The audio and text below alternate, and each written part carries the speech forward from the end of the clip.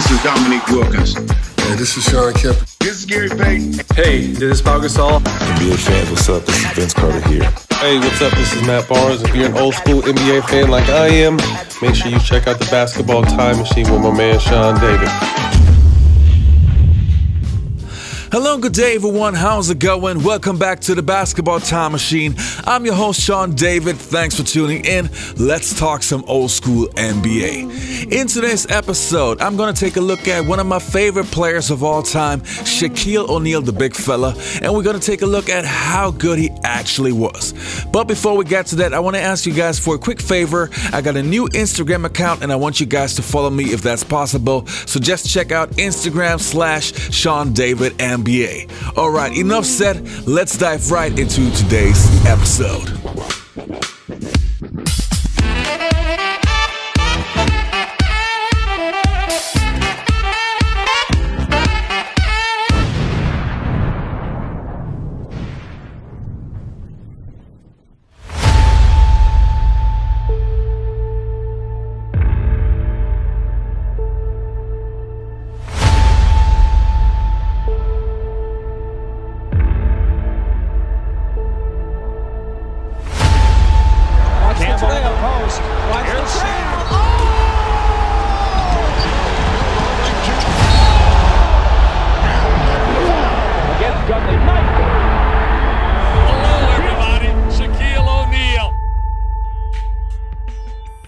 To start off this episode, let me take you back to the early 1990s and let's have a quick look at the career of Shaquille O'Neal. From 1989 to 1992, Shaquille O'Neal played college ball for LSU and quickly made a name for himself. Playing alongside Chris Jackson, Shaq terrorized his opponents with his great mixture of physical dominance and skill. It would not take long before scouts would rank Shaq as a potential NBA superstar. And at the 1992 NBA draft, Shaq was selected with the first pick by the Orlando Magic to form a future powerhouse alongside Nick Anderson and Dennis Scott. Shaq faced a lot of pressure in his rookie season, not only to help the Orlando Magic to finally become a playoff contender, but also with his size and his potential, the fans wanted to see something special. And what can I say? They would get something special. Shaq was dominant right from the start, performing sensational for a 20-year-old rookie, not only with his raw power, but also with his ability to run the floor, hustling after every loose ball, and simply the showmanship that only a few other NBA players would have. Another thing that fans could be really happy about was that this kid seemed to be the offspring of Daryl Dawkins. He was literally smashing backboards and destroying everything. Puts it on the floor, and stops, and he brought it down! He brought the whole doll down! Goodness. Let me see your best.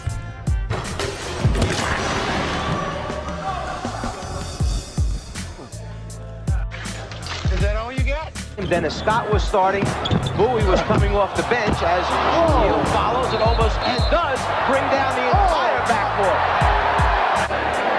How strong is he? Well, I think this backboard company will attest to it. Timing is the new structure that they are rolling in.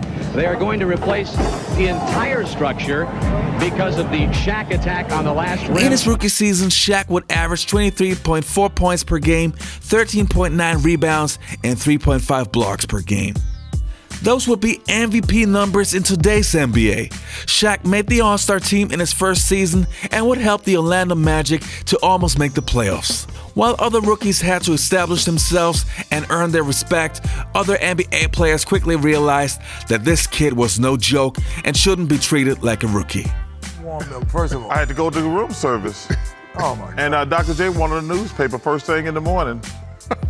It used to always piss me off because I like, why I got to get up early and get you a newspaper? So look, first day I got there, Scotty Scott was like, get my bag, Rook. I was like, I don't do that. I'm the franchise player. And I never got ace.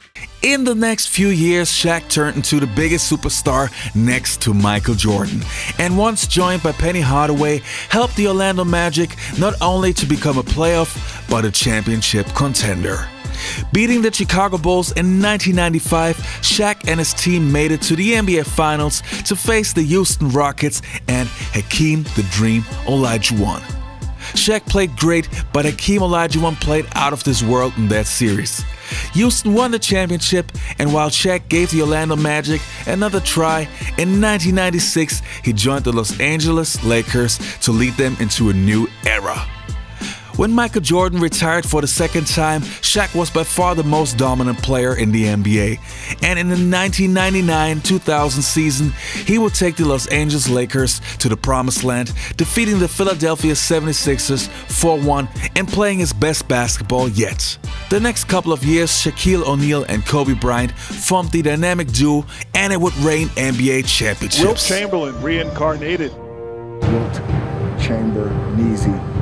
That's my alter ego. Right now, I'm just playing on Shaq. Once the ball comes up,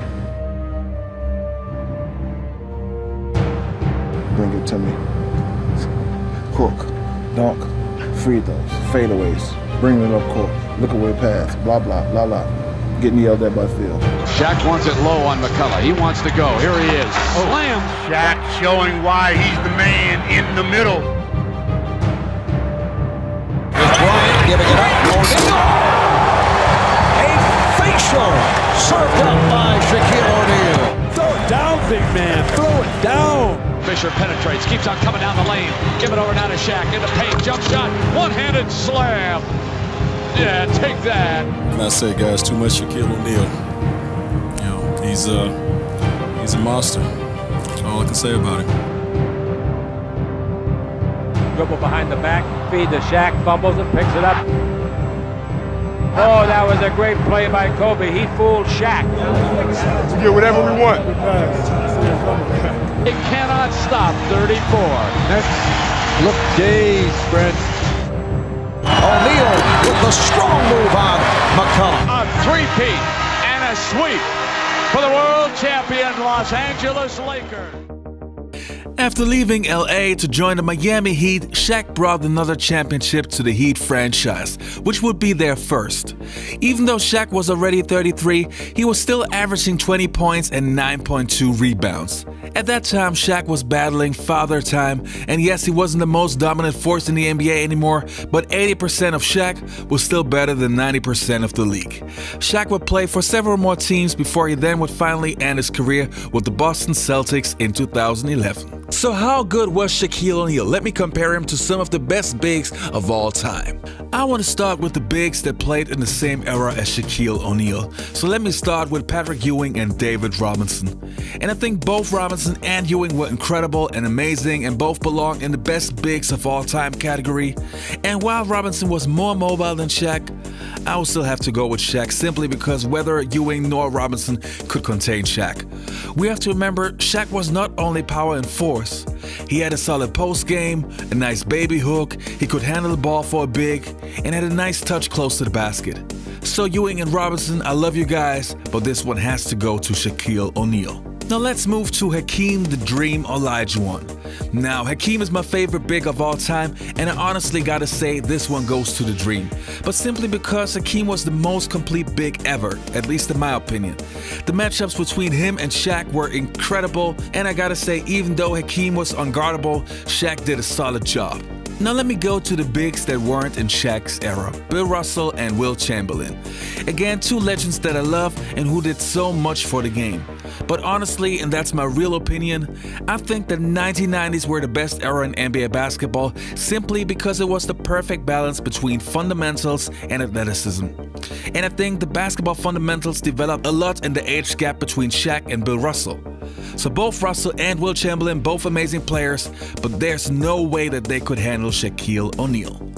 And the last comparison on my list is Shaquille O'Neal versus Kareem Abdul-Jabbar. Now this one goes slightly to Kareem, but simply because he has more championships, more accolades, the skyhook, etc. But in a one-on-one battle, my money would definitely go on Shaq. Alright you guys, that was it for today's episode. I hope you enjoyed this video. Don't forget to subscribe and also like if you enjoyed the content. But before I'm leaving, I want to give a quick shout out to my Patreons. Thanks a lot you guys for supporting the show. It's really appreciated. And I will see you next time on the Basketball Time Machine. You all be healthy, take care, and goodbye.